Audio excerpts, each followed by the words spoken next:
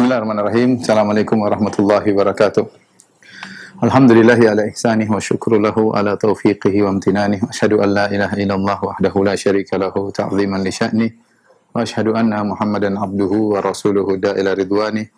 Allahumma salli alaihi wa ala alihi wa ashabihi wa ikhwanih. Para pemirsa Radio Raja dan Raja TV dimanapun Anda berada, kita melanjutkan pelajaran kita berusaha mengambil faedah-faedah dari surat Al-Ahzab. Dan pada kesempatan kali ini kita masuk pada ayat ke-53 ya.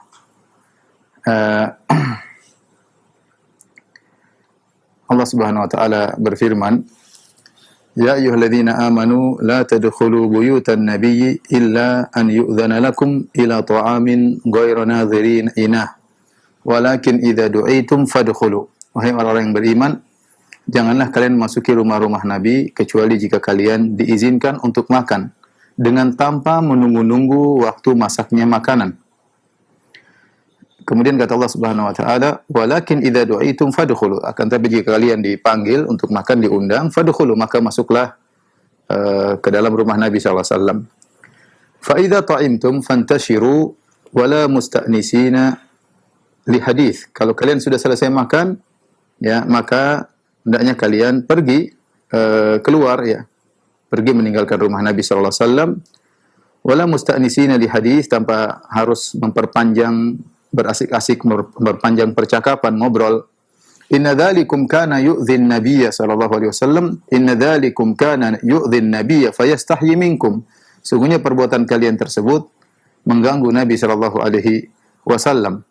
Dan Nabi malu untuk menyuruh kalian pulang ya. Wallahu la yastahi minal haq, dan Allah tidak malu dari kebenaran. Wa idza sa'altumuhunna mata'an, jika kalian minta kepada istri-istri Nabi suatu keperluan, mata', fas'aluhunna min wara'i hijab, maka mintalah kepada mereka dari balik tabir, dari balik sitar. Dzalikum athharu liqulubikum wa qulubihin, dan hal itu lebih suci untuk hati kalian dan hati mereka. Wa ma kana lakum an tu'dhu Rasulullah wa la an tankihu azwajahu min ba'dihi abada. Dan tidak boleh kalian tidak pantas bagi kalian untuk mengganggu Rasulullah sallallahu alaihi wasallam, dan tidak boleh pula kalian menikahi istri-istri Nabi setelah wafatnya Nabi sallallahu alaihi wasallam selamanya. Inna dzalikum kana 'indallahi 'azima. Itu adalah perkara yang besar di sisi Allah Subhanahu wa taala. Ikhwan dan akhwat yang dirahmati Allah Subhanahu wa taala, para pemirsa Raja TV di mana Anda berada, ayat ini berkaitan dengan adab ya. Adab kepada Nabi sallallahu alaihi wasallam. Banyak ahli tafsir menyebutkan sebab nuzulnya adalah ketika Rasulullah SAW menikah dengan Zainab bintu Jahshin radhiyallahu taala anha. Kemudian Nabi membuat walimah ya, mengundang orang-orang makan ya. Tetapi setelah mereka makan, sebagian sahabat makan, ternyata mereka tidak pulang-pulang, mereka ngobrol di situ. Disebutkan bahkan Zainab bintu Jahshin akhirnya harus balik karena nggak enak sama mereka, balik menghadap tembok, tapi mereka asik ngobrol terus. Ya mungkin mereka senang di rumah Nabi sallallahu alaihi wasallam. Dan Nabi mau nyuruh mereka untuk pulang, Nabi tidak enak karena Rasulullah SAW malu ya. Rasulullah seorang yang sangat dermawan, sangat mulia ya. La yaruddu sa'ilan, kalau ada yang minta Rasulullah SAW tidak pernah tolak. Tapi ini privasi Nabi sallallahu alaihi wasallam, sementara mereka tidak pergi-pergi. Sampai disebutkan Nabi SAW keluar rumah dengan berharap majelis buyar, tetapi Rasulullah balik, mereka masih di situ ya. Sampai akhirnya tinggal 3 orang kalau tidak salah, tetapi Rasulullah, mereka pun tidak pulang-pulang hingga turun ayat ini, menegur mereka agar mereka kalau sudah selesai urusannya diundang makan, maka hendaknya segera pulang, jangan ngobrol lama di rumah Nabi sallallahu alaihi wasallam karena itu mengganggu Rasulullah sallallahu alaihi wasallam. Tahir bin Ashur menyebutkan bahwasanya hal ini sudah terjadi berulang-ulang di rumah Nabi sallallahu alaihi wasallam, tapi puncaknya pada peristiwa walimah Zainab bintu Jahshin radhiyallahu taala anha. Kita baca kembali ayatnya, ya ayyuhalladzina amanu la tadkhulu buyutan nabi. Wahai orang-orang beriman, janganlah kalian masuk ke rumah-rumah Nabi sallallahu alaihi wasallam ya. Rumah-rumah disebut rumah-rumah Nabi ya pada ayat sebelumnya, wadhkurna ma yutla fi buyutikunna min ayatillahi wal hikmah. Dan ingatlah apa yang dibaca di rumah-rumah kalian, wahai istri-istri Nabi. Dalam ayat sebelumnya Allah mengidhafahkan menyandarkan rumah-rumah Nabi kepada istri-istrinya, ya. Fi buyutikunna, di rumah-rumah kalian wahai istri Nabi. Tapi dalam ayat ini Allah menyandarkan rumah kepada Nabi sallallahu alaihi wasallam. Maka ada khilaf di kalangan para ulama, apakah rumah-rumah yang ditinggali oleh Nabi? Kita tahu Nabi sallallahu alaihi wasallam istrinya 9, ya. 11 tetapi meninggal 2, ya, sehingga Rasulullah SAW ketika di akhir hayatnya memiliki 9 orang istri. Adapun yang meninggal yaitu Khadijah radhiyallahu anha dan Zainab bintu Khuzaimah. Sisanya 9 masih hidup bersama Nabi sallallahu alaihi wasallam. Nah, apakah dan kita tahu Rasulullah SAW tinggal dengan 9 rumah, 9 istri, karena masing-masing istri Nabi memiliki rumah secara tersendiri, dan ini sunnahnya demikian, yaitu tidak digabungkan 2 istri dalam satu rumah kecuali dengan ridha dari keduanya, ya. Asalnya seorang istri tinggal di rumah sendiri dan dia punya privasi. Oleh karenanya Allah menggunakan kata jamak, ya ayyuhalladzina amanu la tadkhulu buyutan nabi. Wahai orang beriman, janganlah kalian masuk ke rumah-rumah Nabi. Nah, rumah-rumah ini milik Nabi atau milik istrinya? Dalam ayat sebelumnya, fi buyutikunna, di rumah-rumah kalian. Maka ada 2 pendapat di kalangan para ahli tafsir. Sebagian ulama mengatakan bahwasanya rumah-rumah tersebut adalah rumah-rumah istri Nabi, ya, rumah-rumah istri Nabi. Dalilnya bahwasanya Rasulullah SAW ketika meninggal, Rasulullah SAW tidak meninggalkan warisan. Kata Rasulullah SAW, nahnu ma'syaral anbiya la nuras ma tarakna sadaqah. Kami adalah para nabi, kami tidak meninggalkan warisan. Apa yang kami tinggalkan maka sedekah bagi kaum muslimin, ya. Namun ternyata ketika Rasulullah SAW meninggal, rumah-rumah tersebut ditempati oleh istri-istrinya. Ketika rumah-rumah tersebut ditempati oleh istri-istrinya, menunjukkan rumah ini adalah milik istrinya. Mungkin Nabi menghibahkan kepada istri-istrinya ketika masih hidup. Ini pendapat yang dikuatkan oleh Syekh Utsaimin rahimahullahu taala. Adapun pendapat yang lain seperti pendapat Al-Qurtubi dan juga Thahir bin Asyur, bahwasanya rumah-rumah tersebut adalah rumah-rumah Nabi, bukan rumah-rumah istrinya, ya. Adalah rumah Nabi dan bukan rumah istrinya. Adapun ayat sebelumnya fi buyutikunna, yaitu dan ingatlah apa yang dibacakan pada rumah-rumah kalian wahai istri-istri Nabi, maksudnya tempat kalian tinggal, bukan kepemilikan. Tapi dalam ayat ini, ya, Allah mengatakan la tadkhulu buyutan nabi, jangan kalian masuk ke rumah-rumah Nabi, artinya Nabi sebagai pemilik rumah. Dan pendapat kedua ini pendapat Al-Qurtubi dan yang lainnya lebih kuat, ya. Kenapa? Karena asalnya rumah adalah milik Nabi sallallahu alaihi wasallam. Kemudian setelah Nabi sallallahu alaihi wasallam meninggal, ya, istri-istri Nabi menempati rumah-rumah tersebut karena mereka punya hak sebagai istri Nabi sallallahu alaihi wasallam. Dan setelah mereka meninggalkan rumah-rumah tersebut tidak diwariskan kepada siapapun, tapi dikembalikan kepada kaum muslimin sebagai tempat untuk perluasan masjid. Yang ini menunjukkan bahwasanya memang rumah-rumah tersebut adalah sedekah yang ditinggalkan oleh Rasulullah sallallahu alaihi wasallam yang boleh ditempati oleh istri-istrinya, sementara jika mereka sudah tidak membutuhkan rumahnya atau sudah meninggal dunia, maka rumah-rumah tersebut diambil alih oleh kaum muslimin dan digunakan untuk perluasan Masjid Nabawi. Ini diantara masalah fikih yang disebut oleh para ulama. Kemudian kata Allah, wahai orang beriman, Allah mengajarkan adab, janganlah kalian masuk ke rumah Nabi, ya, ke rumah istri Nabi yang manapun, kecuali diizinkan kepada kalian.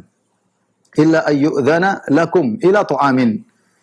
Di sini seharusnya ayyudzana harusnya menggunakan fi, kata sambung fi, tetapi di sini Allah menggunakan kata sambung ila karena ini ada uslub tadmin. Ini dalam ilmu tafsir, maksudnya illa ayyudzana lakum dan wajada'a ila wa tud'auna ila ta'am, ya, atau du'itum ila ta'am, karena yang menggunakan kata sambung ila adalah diundang kepada makanan. Jadi makna ayat ini, wahai orang-orang yang beriman, janganlah kalian masuk di rumah-rumah Nabi kecuali setelah diizinkan untuk masuk dan kalian diundang untuk makan, ya. Kalau belum diizinkan, tidak diundang untuk makan, maka kalian tidak boleh masuk. Ghairu nadhirina ina. Jangan kalian datang lebih cepat ke rumah-rumah Nabi sallallahu alaihi wasallam kemudian kalian nunggu kapan masaknya makanan. Ya, kapan masaknya makanan. Ini di antara kesalahan pertama. Ya, sebagian sahabat mereka datang lebih cepat sementara makanan belum siap, belum waktunya diundang makan, belum waktunya makan, mereka datang, kemudian mereka nunggu. Tentu ini mengganggu orang yang masak makanan karena ditunggu-tunggu. Ya, jadi tidak enak, belum jadwalnya sudah ditunggu-tunggu. membuat yang masak mungkin gelisah atau yang lainnya. Maka kalau datang jangan kecepatan ya, sehingga mengganggu orang rumah. Walakin idza du'itum, akan tapi jika kalian dipanggil baru kalian datang. Fadkhulu, maka masuklah. Fa idza ta'imtum, kalau kalian sudah makan, fantashiru, maka segera keluar. Wala musta'nisina li hadis, jangan ngobrol-ngobrol lagi setelah undangan makan ya. Kenapa? Inna dzalikum kana yu'dhin nabi. Hal ini mengganggu Nabi sallallahu alaihi wasallam. Mengganggu Nabi sallallahu alaihi wasallam. Jadi habis makan kemudian ngobrol lama ya, Nabi tunggu-tunggu kapan tamu-tamu ini pulang, tapi tamu-tamu enggak pulang-pulang. Nabi sampai keluar rumah mereka belum pulang juga ya. Nabi balik lagi masih belum pulang juga. Nabi mau suruh pulang, bahasanya kalau mau diusir enggak bisa. Ya, Nabi malu untuk menyuruh sahabat untuk pulang padahal acara sudah selesai. Tapi mereka mungkin senang ngobrol di rumah Nabi sallallahu alaihi wasallam, tapi merepotkan orang rumah.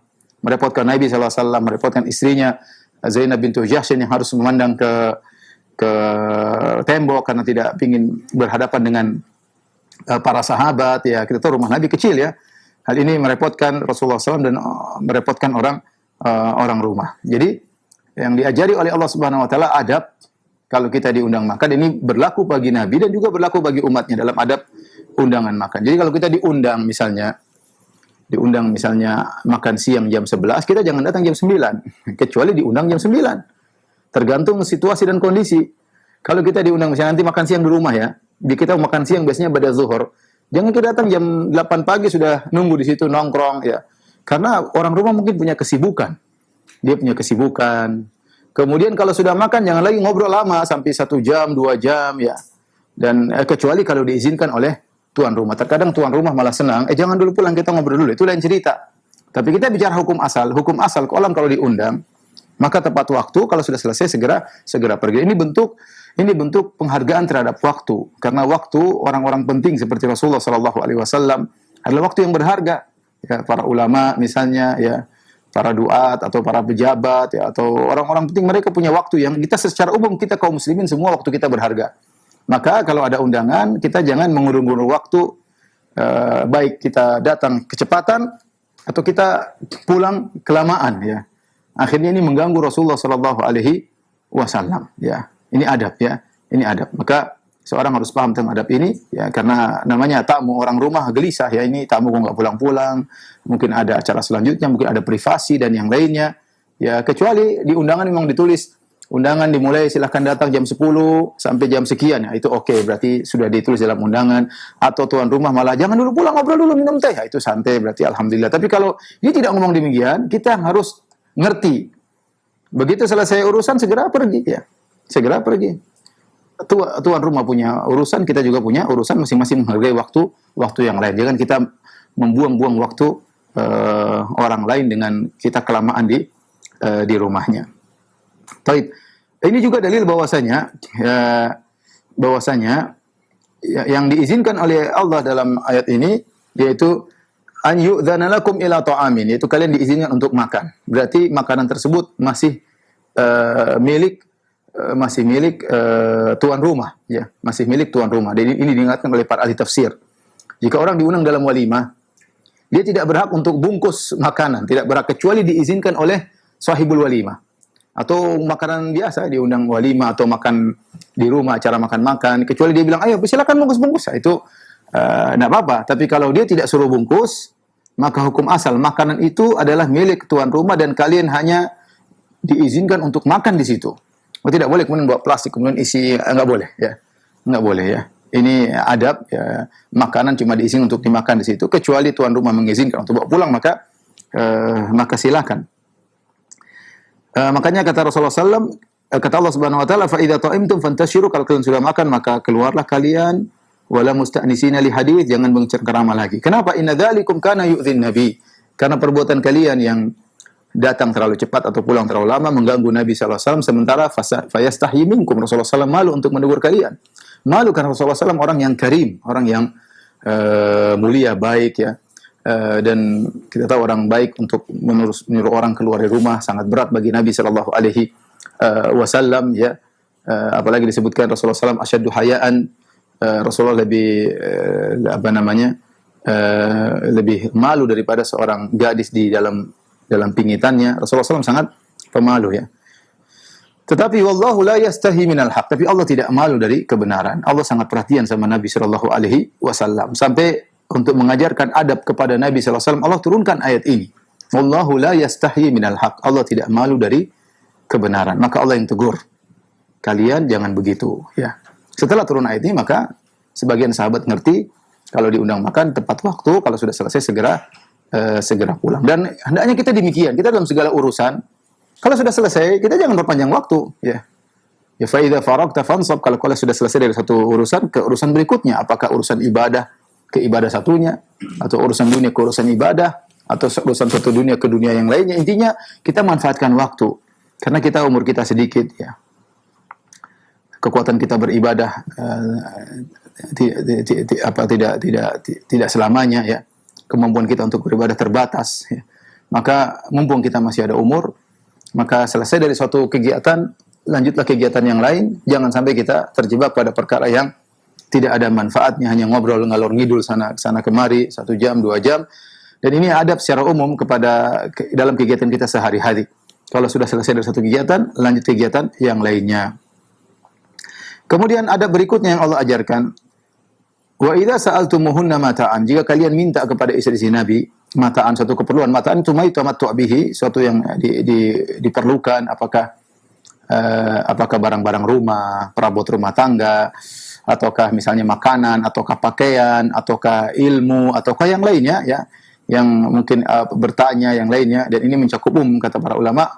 Wa idza sa'altumuhunna mata'an, kalau kalian perlu sesuatu kepada istri-istri Nabi, fas'aluhunna min wara'i hijab, maka mintalah di balik hijab. Ini sebenarnya mengatakan ini kekhususan istri-istri Nabi. Istri-istri Nabi bukan hanya memakai cadar, tetapi kalau kaum muslimin berbicara dengan mereka di balik tabir. Oleh karenanya Aisyah radhiyallahu anha kalau naik kerananya naik onta, bukan cuma begitu saja, tapi dibuat keranda dan kerandanya ditutup. Kerandanya ditutup, ya. Sehingga orang tidak melihat langsung istri-istri Nabi sallallahu alaihi wasallam, ya. Apalagi kalau ke rumahnya, maka di balik hijab. Dan benar, setelah Rasulullah SAW wafat, banyak sahabat-sahabat yang datang kepada Aisyah bertanya, dan Aisyah adalah Ummul Mukminin, ibunda mereka. Mereka bertanya, tapi semua di balik hijab, semua di balik tabir, ya, sebagai bentuk penghormatan kepada istri-istri Rasulullah SAW. Mereka adalah wa azwaju ummahatuhum. Istri Nabi adalah ibunda kaum mukminin. Kata Allah, fas'aluhunna min wara'i hijab. Mintalah di balik tabir, di balik sitar. Apa ilahnya? Kata Allah, sebabnya dzalikum athharu liqulubikum wa qulubihin. Karena itu lebih suci bagi hati kalian para sahabat, dan lebih suci bagi hati istri-istri Nabi sallallahu alaihi wasallam. Dan ini dalil bahwasanya seorang berusaha menjauh dari namanya fitnah wanita, ya. Fitnah wanita. Allah mengatakan ini lebih suci kepada hati kalian para lelaki dari kalangan sahabat, dan lebih suci bagi hati istri-istri Nabi sallallahu alaihi wasallam. Dan kita tahu bahwasanya para sahabat orang yang mulia, istri Nabi, apalagi wanita-wanita yang sangat solehah. Tetapi tetap saja segala sarana yang bisa menimbulkan fitnah, yang bisa mengotori hati, maka hendaknya dijauhi. Oleh karenanya istri Nabi tidak berbicara langsung dengan sahabat dengan berhadapan, tapi harus di balik tabir, demi untuk menjaga hati para sahabat dan juga untuk menjaga hati istri-istri Nabi sallallahu alaihi wasallam. Dan ini dalil bahwasanya boleh seorang laki berbicara dengan wanita selama pembicaraan yang wajar dan tidak berlama-lamaan, ya.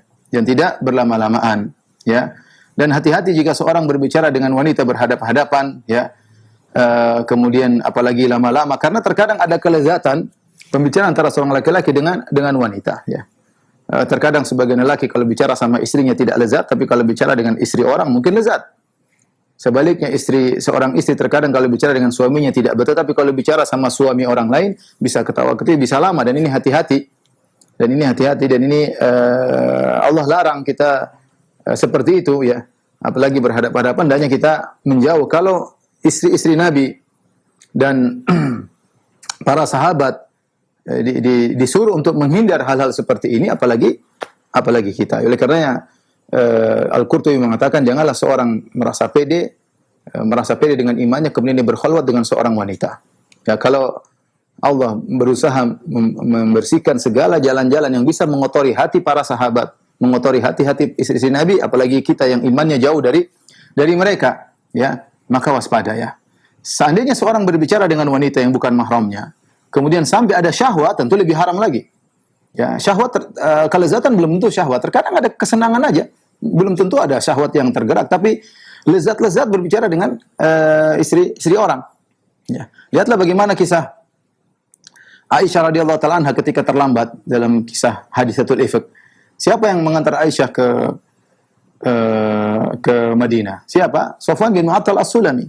Dia tidak berbicara dengan Aisyah, tidak ngobrol di jalan. Dia bawa Aisyah menuntun sampai masuk kota Madinah dan tidak ngobrol sama sekali. Tidak ngobrol sama sekali. Ya, itu yang benar seperti itu. Ini istri orang, apalagi istri Nabi SAW harus dihargai. Lihatlah bagaimana kisah Ummu Salamah radhiyallahu taala anha ketika dia berhijrah, kemudian suaminya sudah lebih dahulu setahun kemudian berhijrah sendirian, dia berjalan dari Mekah menuju Madinah, maka dia diantar oleh seorang laki-laki yang musyrik. Kemudian dinaikkan di atas onta dan dia tidak ajak ngomong sama sekali. Kalau mau naik onta, maka dia dudukan onta, maka laki tersebut pergi. Kemudian Ummu Salamah naik. Kalau sudah naik, baru kemudian dia datang, baru kemudian dia tuntun onta tersebut. Kalau mau turun demikian pula, dia dudukan onta, baru kemudian laki-laki ini pergi, musyrik, laki musyrik. Dia pergi, baru Ummu Salamah turun, kemudian tidur di tempat yang lain, dia di tempat yang lain. Dia tidak ajak ngomong sama sekali. Dan itu ini istri orang. Ya. Maksud saya, kita mungkin tidak sampai seperti itu. Kita Indonesia ramah, kita ngobrol sana sini. Tapi ada batasan. Ada batasan. Kita orang Indonesia secara umum ramah, ketemu dengan kawan-kawan. Tapi ada hal-hal terutama tatkala berduaan, jangan berlebih-lebihan. Keramahan yang berlebih-lebihan terkadang bisa menimbulkan fitnah. Jangan sampai seorang berlezat-lezat ngobrol sama wanita yang bukan mahramnya, ya, apalagi berhadapan-hadapan. Lewat telepon saja kalau sudah ada kelezatan lama-lama ngobrol. Makanya kadang-kadang saya ada orang ngobrol sampai setengah jam sama istri orang, ini apa yang diobrolkan? Kalau tidak ada kelezatan, ngapain dia ngobrol lama seperti itu? Berarti ada sesuatu yang dia rasakan. Ya, kita sibuk, dia juga sibuk. Ngapain ngobrol setengah jam? Boleh 1 jam. Ya, ini menunjukkan terfitnah hatinya atau hatinya terkotori. Hatinya terkotori. Maka jangan ada seorang yang so alim mengatakan, oh saya tidak terpengaruh. Kalau istri-istri Nabi SAW dan para sahabat, Allah berusaha menghindarkan segala jalan yang bisa mengotori hati mereka, apalagi kita yang kita saja hati kotor kita tidak sadar. Ya, terlalu banyak yang kita lihat, terlalu banyak kita dengar, terlalu banyak kita bicarakan. Maka seorang berusaha menghindarkan jalan-jalan yang bisa menjerumuskan dalam fitnah. Kata Allah Subhanahu wa taala, ya. Dan ingat fitnah wanita bahaya, ikhwan, ya, terutama kepada ikhwan, hati-hati ya. Allah sampai di sini sebutkan dzalikum atharu liqulubikum wa qulubihim. Ini lebih suci bagi hati kalian dan bagi hati mereka. Terkadang kalau pembicaraan dua laki dan wanita, bisa saja yang terkotori hati lelaki, yang wanita biasa-biasa saja. Dia merasa wajar, tapi yang laki bisa terkotori hatinya. Atau sebaliknya. Di sini laki-laki biasa-biasa saja, tapi wanita yang GR, kemudian hatinya terkotori dengan omongan-omongan, bercanda, tawa ketiwi, kemudian lama, dan bisa jadi dua-duanya hatinya terkotori. Ya, maka Allah dua-duanya Allah mengatakan agak lebih suci bagi hati kalian wahai para sahabat, dan lebih suci bagi hati istri-istri Nabi sallallahu alaihi wasallam. Setelah itu Allah berfirman, "Wa kana lakum an tu'dhu Rasulullah wa la an tankihu azwajahu min ba'dihi abadan." Ya. Dan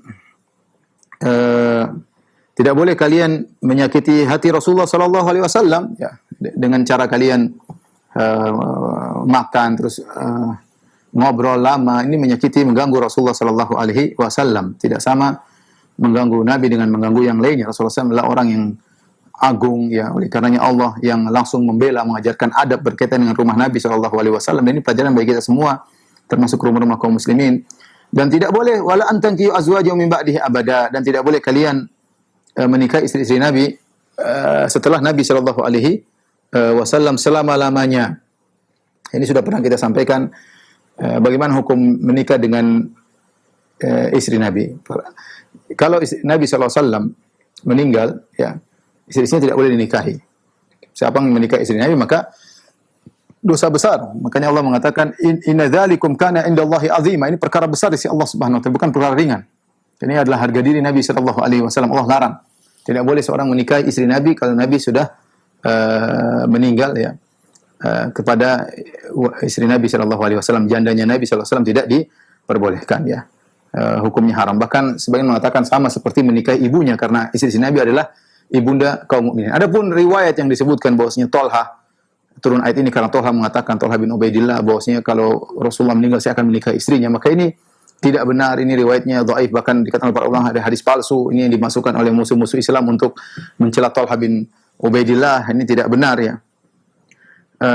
Radhiyallahu taala anhu yang telah dijamin surga oleh Nabi sallallahu alaihi wasallam. Dan mengganggu istri Nabi adalah perkara besar ya, dan Rasulullah Allah pernah berfirman tentang Aisyah radhiyallahu taala anha ketika orang-orang menuduh Aisyah sebagai pezina, maka Allah mengatakan wa tahsabunahu hayyinan wa huwa 'indallahi 'azim. Kalian menyangka menuduh seperti ini adalah perbuatan sepele ringan, tapi di sisi Allah besar. Apalagi istri Nabi sallallahu alaihi wasallam. Kemudian Allah berfirman, "In tubdu syai'an aw tukhfuhu fa innallaha kana bikulli syai'in alima." Apa yang kalian tampakkan dan apa yang kalian sembunyikan, sungguhnya Allah Maha mengetahui segala sesuatu. Ikhwan dan akhwat yang dirahmati Subhanahu wa taala, hati-hati kita bermuamalah dengan Allah, bukan bermuamalah zahir kita saja di hadapan Allah. Tapi kita bermuamalah, hati kita dibaca oleh Allah, diketahui oleh Allah Subhanahu wa taala, gerak-gerik hati kita, yakin Allah mengetahui. Maka kita bermuamalah dengan Allah dengan hati ya, dengan hati ya. Kalau Allah sudah tahu isi hati kita, Allah sudah tahu tulusnya hati kita, ya alhamdulillah. Tapi kalau kita riya, kita sombong, kita angkuh, ujub, ya meskipun kita tampakkan di balik topeng kesolehan ya, di balik topeng ketakwaan, di balik topeng sunnah, di balik topeng manhaj, tapi ternyata dalam hati kita ada kesombongan, keangkuhan, ghamtun nas, merendahkan orang lain ya, nyinyir orang lain. Hati-hati, Allah Maha mengetahui apa yang kita simpan dalam hati kita ya. Ya Allah Maha mengetahui apa yang disimpan oleh hati kita semua ya. In tubdu syai'an aw tukhfuhu fa innallaha kana bikulli syai'in alima.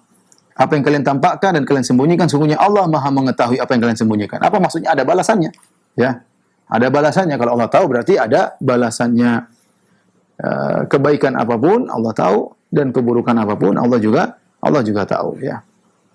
Adapun kalau khawatir hanya sekedar lintasan-lintasan hati dan orang tidak tentram dengan lintasan tersebut kemudian dia berusaha lawan, maka ini diampuni oleh Allah Subhanahu wa taala. Innallaha tajawaza an ummati ma haddathat bihi anfusuha ma lam ta'mal atau tatakallam. Sungguhnya Allah mengampuni apa yang diungkapkan oleh hati umatku ya, hanya terlintas ada mungkin lintasan-lintasan buruk, lintasan-lintasan yang haram dalam hati, selama tidak dia kerjakan dan selama dia tidak ungkapkan ya. Tetapi kalau dia rawat dalam hatinya, dia tidak lawan, dia biarkan hasad atau dengki atau sombong, suudzon, maka itu menjadi dosa tersendiri. Tapi kalau datang kemudian dia lawan, lintasan kemudian dia lawan, maka ini diampuni oleh Allah Subhanahu wa taala. Setelah itu Allah Subhanahu wa taala berfirman ya, berkaitan dengan istri Nabi. Tadi kalau ada yang minta sesuatu atau ngobrol atau bicara dengan istri Nabi, maka harus dibalik hijab. Fas'aluhunna mi wara'i hijab, maka mintalah dibalik tabir. Setelah itu Allah mengecualikan. Kata Allah, la junaha alaihinna fi abaihinna. Tidak mengapa bagi mereka istri Nabi jika bertemu langsung dengan bapak-bapak mereka. Wala abnaihinna, tidak harus pakai tabir ya. Tidak harus berjilbab, tidak harus berhijab. Tidak apa kalau ketemu dengan bapak mereka, dengan anak-anak mereka ya. Wala ikhwanihinna, demikian juga saudara-saudara laki-laki mereka. Wala abna'i ikhwanihinna, dan juga anak-anak dari saudara-saudara mereka itu ponakan-ponakan laki-laki. Wala abna'i akhawatihinna, atau putra-putra dari saudari-saudari mereka, ponakan-ponakan dari anak-anak saudari-saudari perempuan ponakan. Wala nisa'ihinna, dan juga tidak mengapa bertemu tidak pakai jilbab kalau bertemu dengan wanita-wanita mereka. Wala ma malakat aymanuhunna, demikian juga budak-budak lelaki mereka. Wattaqinallah, hendaknya kalian bertakwa kepada Allah wahai istri-istri Nabi. Innallaha kana ala kulli syai'in syahida, sungguhnya Allah Maha menyaksikan atas segala sesuatu ya. Ayat ini perhatikan, di sini ada khilaf di kalangan para ulama tentang firman Allah wala nisaihin. Jadi istri Nabi boleh menampakkan tidak memakai jilbab, artinya biasa ya, tidak harus pakai berjilbab, apalagi pakai tabir enggak. Kalau ketemu siapa? Ketemu bapak mereka. Ya, karena mahram, enggak ada masalah. Ketemu bapak mereka, ketemu anak-anak mereka, enggak ada masalah. Mahram, ketemu saudara-saudara laki-laki mereka, baik saudara seayah, saudara seibu, atau saudara susuan, ya. Wala abna ikhwanihin, demikian juga ketemu dengan ponakan-ponakan, ya, baik dari ponakan putra-putra saudara laki-laki, atau wala abna'i akhawatihinna, yaitu putra-putra dari saudara-saudari perempuan, wala nisaihin, dan juga tidak mengapa tidak harus dibalik hijab dan tidak harus berjilbab ketika bertemu dengan wanita-wanita mereka. Nah, nisaihinna di sini wanita-wanita mereka, ada dua tafsiran di kalangan para ahli tafsir. Ada yang mengatakan nisaihinna maksudnya nisa'il muslimat, ya, an-nisa al-muslimat. Maksudnya tidak mengapa kalau kalian istri-istri Nabi bertemu dengan wanita-wanita muslimah untuk tidak dibalik tabir dan untuk tidak berhijab, ya. Berarti mafhum mukhalafahnya, kebalikannya, kalau bertemu dengan wanita-wanita kafir maka harus berjilbab. Dan sebenarnya ulama berpendapat demikian, bahwasanya wanita muslimah dibandingkan dengan wanita kafirah non-muslimah, maka hukumnya seperti seorang wanita bertemu laki-laki. Ya, misalnya seorang wanita muslimah bertemu dengan wanita Nasraniyah, maka dia harus berjilbab. Tidak boleh dia menampakkan misalnya pahanya atau betisnya atau rambutnya, karena yang boleh dia tampakkan hanya kepada nisaihin, sesama wanita muslimah. Ini pendapat sebagian dari tafsir. Namun pendapat yang lebih kuat, wallahu a'lam bishawab, bahwasanya nisaihinnya maksudnya bukan idhafa ila al-wasf, tetapi idhafa ila al-jins. Kalau yang pertama adalah sifat muslimahnya, yang kedua, pendapat kedua, nisaihin ai tidak mengapa bertemu dengan wanita-wanita yang sejenis dengan kalian, baik muslimah maupun kafirah, tidak jadi masalah, tidak harus dibalik hijab dan tidak harus berjilbab. Dan ini pendapat yang dikuatkan oleh Syekh bin Baz rahimahullahu taala dan juga Syekh Utsaimin rahimahullahu taala. Kenapa? Karena istri-istri Nabi Aisyah radhiyallahu anha beberapa kali didatangi oleh wanita Yahudiyah. Wanita Yahudi datang ketemu dengan Aisyah radhiyallahu anha, dan tidak disebutkan di balik hijab atau Aisyah harus berjilbab ketika mau bertemu dengan wanita Yahudiyah tersebut, seperti wanita Yahudi yang berbicara tentang azab kubur dalam hadis yang ma'ruf, ya. Wanita Yahudi yang berbicara tentang azab kubur, ya, dia datang ketemu Aisyah ngobrol, ya. Tetapi tidak disebutkan Aisyah harus di balik tabir atau berjilbab, enggak, menunjukkan bahwasanya kalau sama wanita meskipun non muslim tidak jadi masalah, meskipun kafirah tidak jadi masalah, ya. Demikian juga budak-budak lelaki yang dimiliki oleh seorang wanita, maka tidak mengapa, ya, tidak harus dibalik hijab, ya, tidak harus dibalik hijab. Wattaqinallah, bertakwalah kepada Allah. Innallaha kana ala kulli syai'in syahida. Sungguhnya Allah maha menyaksikan segala sesuatu, ya. Di sini para ulama mengatakan, kenapa tidak disebut a'mamihinna atau akhwalihinna? Allah tidak menyebutkan tentang paman atau om, ya.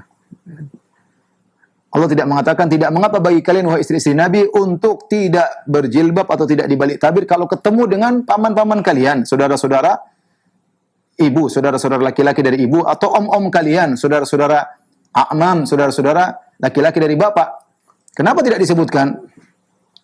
Ada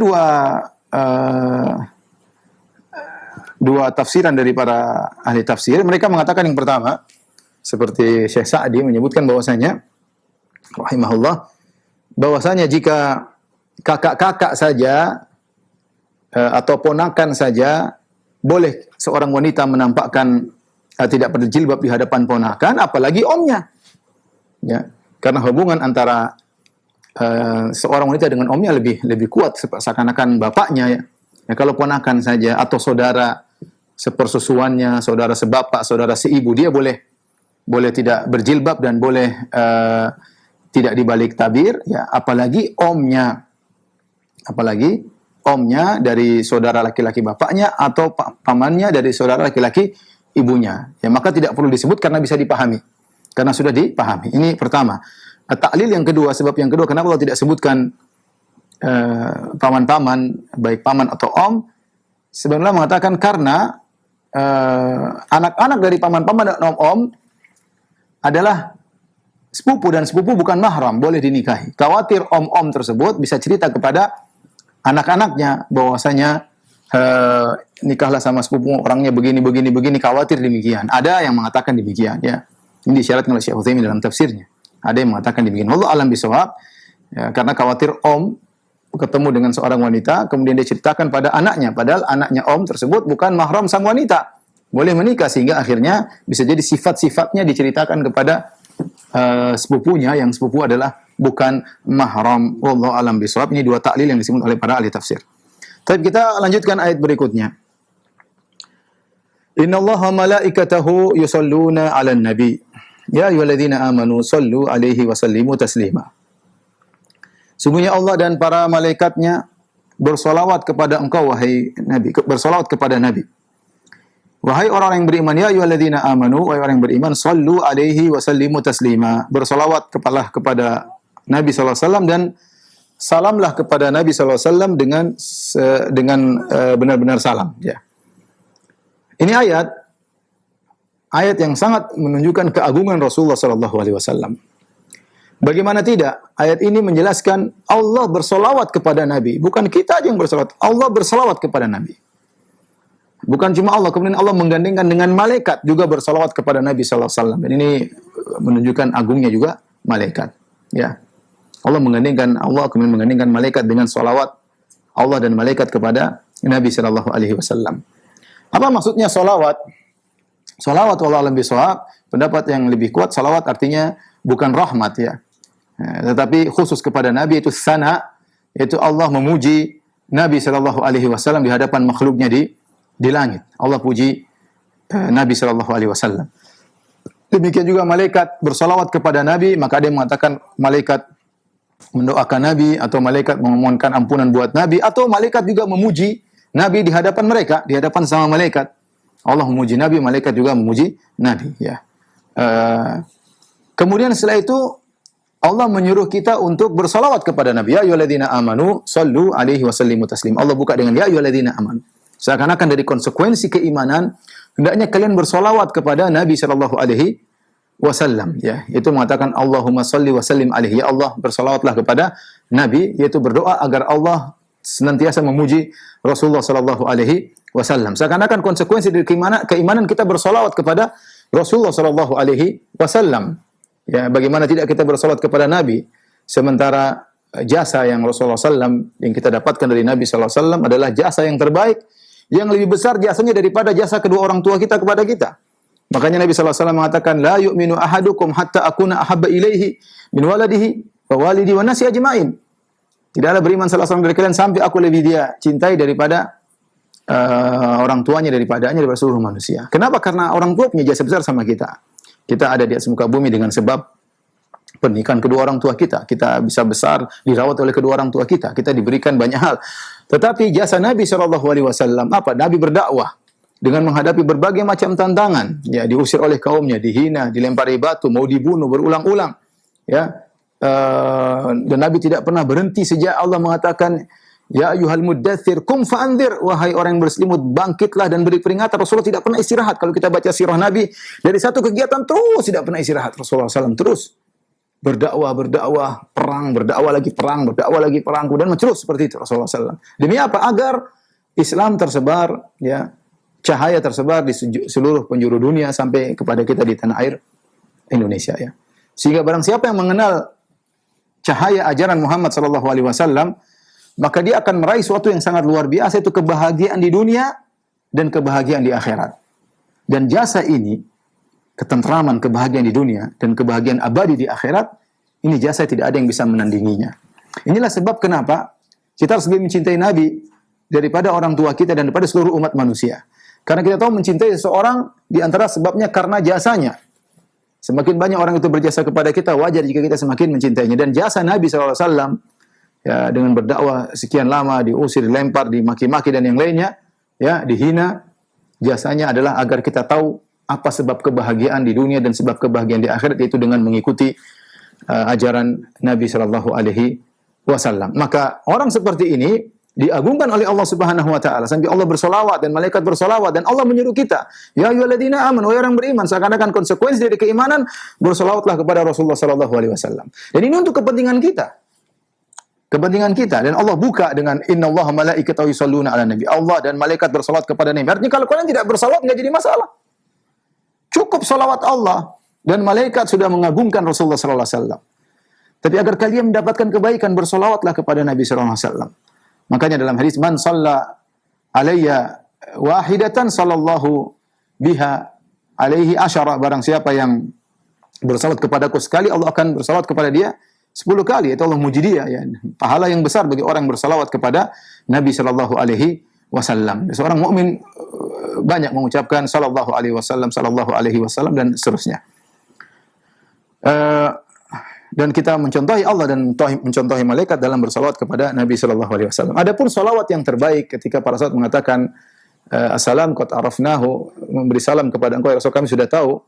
Kaifa nusalli alaik, bagaimana kami bersalawat? Maka Nabi mengajarkan salawat Ibrahim, salawat Ibrahimiyah, itu Allahumma shalli ala Muhammad wa ala ali Muhammad kama shallaita ala Ibrahim wa ala ali Ibrahim innaka Hamidum Majid wa barik ala Muhammad wa ala ali Muhammad kama barakta ala Ibrahim wa ala ali Ibrahim innaka Hamidum Majid. Ini salawat yang terbaik, disebut salawat Ibrahimiyah, yang Nabi mengajarkan langsung kepada para sahabat. Padahal para sahabat ahli bahasa Arab, tetapi mereka ingin dapat langsung bagaimana sirah bentuk salawat yang diajarkan oleh Nabi sallallahu alaihi wasallam. Dan salat Ibrahim juga ada variasi, terkadang kepada azwajihi wa dzurriyyatihi, salawat kepada Nabi, kepada istri-istrinya, kepada keturunannya. Intinya salawat Ibrahimiyah adalah salawat yang terbaik. Tapi apakah kita boleh salawat dengan salawat yang boleh?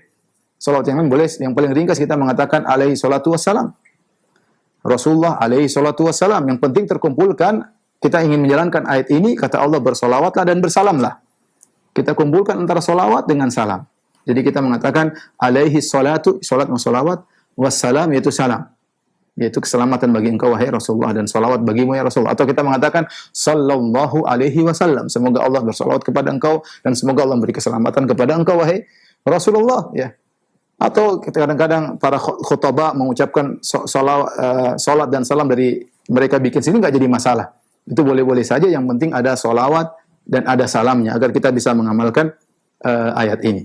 Tapi di sini Allah mengatakan wasallimu taslima. Taslima adalah maf'ul mutlak untuk penekanan, itu Allah mengatakan bersalamlah kepada Nabi dengan benar-benar salam, ya, dengan benar-benar salam. Kenapa untuk sallu alaihi Allah tidak mengatakan sallu alaihi salatan, ya, bersalawatlah kepada Nabi dengan benar salawat? Kata para ulama tidak perlu ditekankan untuk mendatangkan maf'ul mutlak. Kenapa? Karena sudah ditekankan secara makna. Allah sudah menekankan bahwasanya Allah dan malaikat bersolawat. Kalau kamu tahu bahwasanya Allah dan malaikat sudah bersolawat, ya tinggal ikut. Adapun salam, maka perlu ditekankan secara lafal. Wasallimu taslima. Kenapa maksudnya adalah mengucapkan salam kepada dia, assalamualaikum ya Rasulullah, atau assalamu ala nabi, ya, kita mengucapkan salam kepada Nabi sallallahu alaihi wasallam, itu kita mendoakan agar Rasulullah SAW mendapatkan keselamatan dari Allah Subhanahu wa taala di dunia maupun di akhirat, ya, terhindar dari segala keburukan karena mendapatkan keselamatan dari Allah Subhanahu wa taala. Ada poin penting dari Syekh Utsaimin rahimahullah tentang makna salam. Ini makna salam yang benar adalah kita berdoa kepada Allah agar Allah memberikan keselamatan kepada orang yang kita salami. Jadi salam adalah doa. Dan ini adalah tahiyat kaum muslimin, tahiyat ahlu surga, ahlul jannah. Kalau mereka bertemu, mereka mengucapkan salam di antara mereka, ya. Dan kalau Allah bertemu dengan mereka, Allah mengucapkan salam kepada mereka. Malaikat ketemu dengan mereka, mereka mengucapkan salam kepada penghuni surga.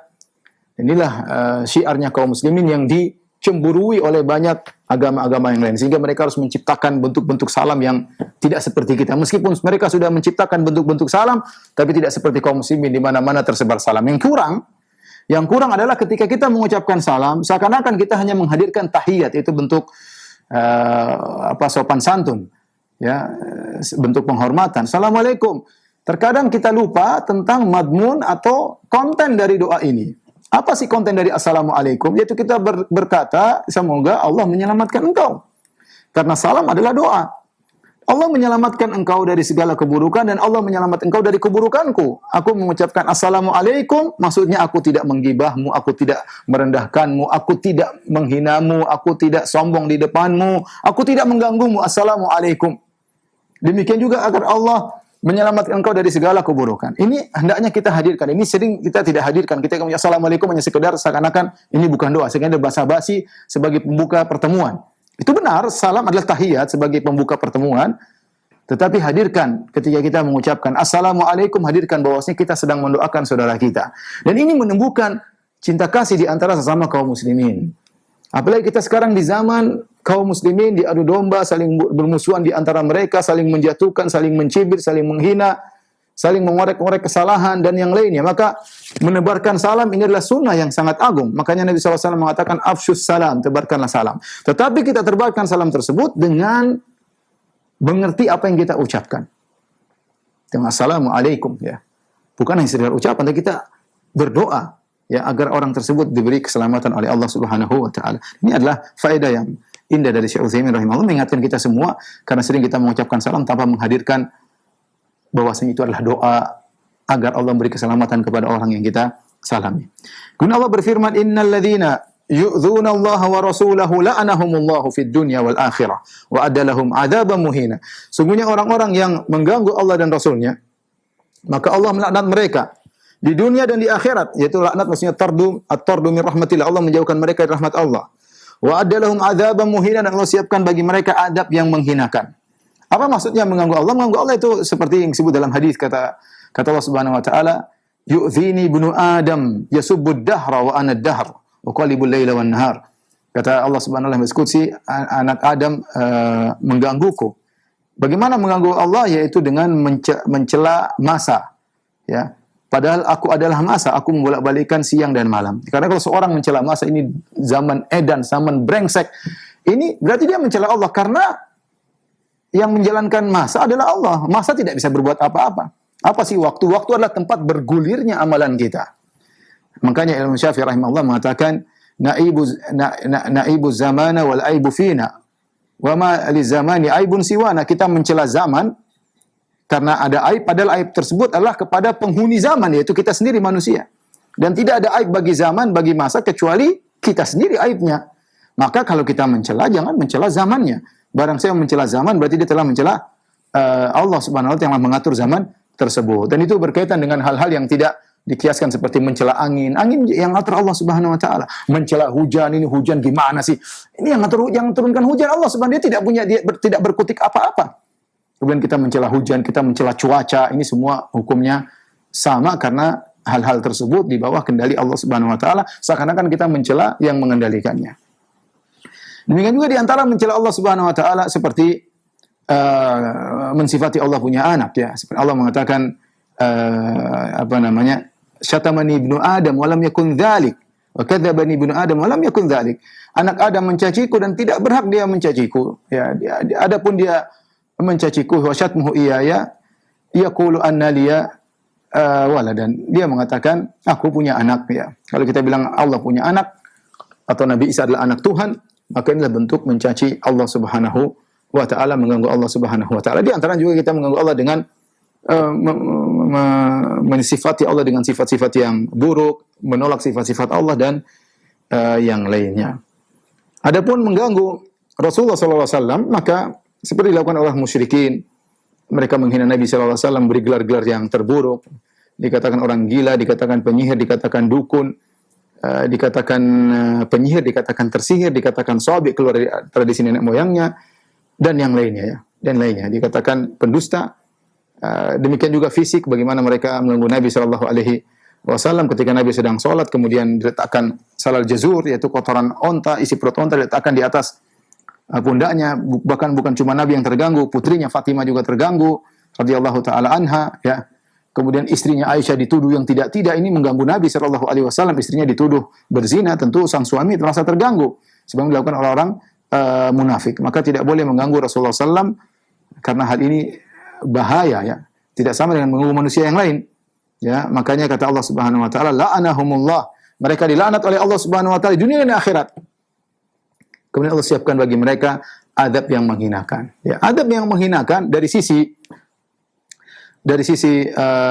adab yang sangat pedih dan dari sisi ejekan-ejekan ya. Kita sudah pernah jelaskan bagaimana adab neraka jahanam bukan cuma adab secara fisik tapi adab secara mental juga, Allah menjatuhkan mental mereka. Isbiru aw la tasbiru sawaun alaikum. Mau sabar silakan, enggak sabar juga sama saja. Ajazina am sabarna ma lana min mahis. Mereka sadar kita mau sabar enggak sabar sama saja, enggak ada jalan keluar. Ya, seandainya adab itu ada penghujungnya, sabar enggak apa-apa. Kalau enggak ada penghujungnya percuma sabar ya. Dan banyak Allah mengejek mereka sebagaimana kita jelaskan dalam adab-adab neraka Jahannam. Jadi adab yang benar-benar menghinakan mereka. Kemudian kata Allah Subhanahu wa taala, "Alladzina yu'dzunal mu'minina wal mu'minati bighairi maktasabu faqad ihtamalu buhtanan wa itsman mubina." Dan orang-orang yang menyakiti orang-orang yang mukmin dan mukminat tanpa kesalahan yang mereka perbuat, maka sungguhnya mereka telah memikul kebohongan dan dosa yang nyata. Perhatikan di sini Allah membedakan antara mengganggu Allah dan Rasulnya dengan mengganggu orang-orang beriman secara umum. Ya, kalau ternyata mereka menuduh dengan tuduhan yang tidak-tidak, faqad ihtamalu, maka mereka telah memikul dosa yang nyata, wa itsman, kedustaan, wa itsman mubina, dan dosa yang nyata, dan mereka akan merasakan akibatnya pada hari kiamat. Tapi tentu berbeda antara ketika seorang mengganggu Allah dan Rasulnya. Tapi para pemirsa Radio Roja dan TV Roja, mungkin sampai di sini aja dulu. Kalau ada yang bertanya, kami persilakan mungkin setelah dikumandangkan azan. Wallahu taala alam bishawab. Saudaraku seiman dan seakidah, para pemirsa Roja TV dan pendengar Radio Roja dimanapun Anda berada, untuk selanjutnya kita akan memasuki sesi tanya-jawab kurang lebih 15 menit ke depan. Anda dapat berpartisipasi dengan mengirimkan pertanyaan Anda melalui pesan singkat. Baik, pertanyaan pertama kita angkat, penanya dari Bandung.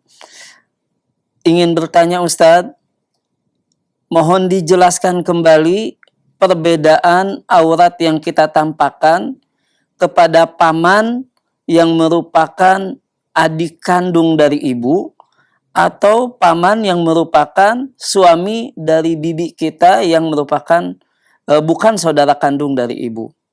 Mohon penjelasannya Ustaz. Adapun paman ada namanya am dan ada namanya khal. Ya. Am dalam bahasa Arab maksudnya adalah saudara bapak, saudara laki-laki bapak, ya, saudara laki-laki bapak. Maka itu disebut dengan am. Apakah dia saudara kandung bapak, atau dia saudara seibu bapak, atau saudara seayah bapak.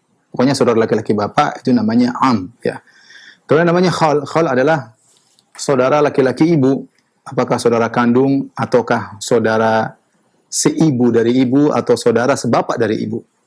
Ini semua adalah mahram kita, dan kita boleh tidak memakai jilbab di hadapan mereka karena mereka mahram, ya, tidak boleh menikah dengan kita. Adapun kalau suami dari bibi, maka bukan mahram suami dari bibi. Ya, misalnya ibu kita punya adik perempuan, kemudian punya suami, ya, maka suami bibi kita ini bukan mahram kita. Ya, jadi kalau kita ketemu dengan suami dari bibi kita harus pakai jilbab. Kita harus pakai jilbab karena dia bukan mahram kita. Artinya apa? Seandainya bibi kita meninggal, dia boleh menikah dengan kita secara syariat, boleh. Yang dilarang adalah kalau menggabungkan antara bibi dengan ponakannya dalam satu waktu. Tapi kalau misalnya bibi kita meninggal, dia boleh menikah dengan kita. Ya, oleh karenanya suami dari bibi itu bukanlah mahram, maka seorang wanita harus berjilbab ketika berhadapan dengannya. Wallahu a'lam bishawab. Jazakallahu khairan Ustaz atas penjelasannya. Dan untuk berikutnya Ustaz, pertanyaan melalui pesan singkat kembali dari Ummu Sumayyah di Bekasi Ustaz. Ingin bertanya, Ustaz, apa urutan ilmu yang harus diprioritaskan dulu oleh para ummahat Ustaz? Ilmu yang harus diprioritaskan dulu. Mohon penjelasannya Ustaz. Secara umum, seorang berusaha untuk belajar tentang akidah, ya, kemudian dasar-dasar keimanan, ya, tidak langsung mendetail, tapi dia belajar tentang rukun iman, rukun Islam, ya, bagaimana sholat yang benar, bagaimana bayar zakat yang berkaitan dengan zakat yang tidak dia keluarkan, ya, kemudian puasa, dan insya Allah dia sambil beribadah, dia sambil memperdalam sedikit demi sedikit. Ini yang paling penting, dan yang paling utama adalah masalah tauhid tentunya. Setelah kita mempelajari rukun iman dengan baik, iman kepada Allah, iman kepada malaikat, kepada kitab-kitabnya, kepada hari akhirat, kepada takdir, ya, kepada para rasul, kita memperdalam masalah akidah, masalah tauhid, karena tujuan kita diciptakan di atas muka bumi ini adalah untuk beribadah kepada Allah. Ma khalaqtul jinna wal insa illa liya'budun. Tidaklah aku menciptakan jin dan manusia kecuali untuk beribadah kepadaku, yaitu untuk mentauhidkan aku. Maka seorang belajar tauhid dengan detail, ya, berusaha mempelajari tauhid akidah dengan detail. Terlebih lagi jalan-jalan kesyirikan sangat banyak di tanah air kita, sehingga kita terhindar dari dosa besar tersebut, sehingga kita bertemu dengan Allah dalam kondisi bertauhid kepada Allah Subhanahu wa taala. Sisanya kita belajar yang kita perlukan. Kalau Anda pedagang, belajar masalah perdagangan yang mau kita jalani. Kalau Anda mau umrah, belajar fikih umrah. Kalau Anda mau nikah, belajar fikih nikah. Kalau Anda seorang istri, belajar bagaimana hak suami, ya, apa kewajiban istri, pelajari, ya. Apalagi kita dalam rumah tangga, berjalan kehidupan rumah tangga sampai puluhan tahun, jangan sampai kita salah belajar sehingga salah menjalankan kehidupan dalam rumah tangga, sehingga akhirnya kita rugi. Tapi kalau kita punya ilmu tentang fikih rumah tangga yang benar, maka kita bisa meraih atau meraup pahala sebanyak-banyaknya dalam kehidupan rumah tangga kita. Demikian saja para pemirsa Roja dan TV Roja, Radio Roja yang dirahmati Allah Subhanahu wa taala. Insyaallah kita sambung di kesempatan yang lain. Kurang lebihnya saya mohon maaf. Wabillahi taufiq wal hidayah. Assalamualaikum warahmatullahi wabarakatuh.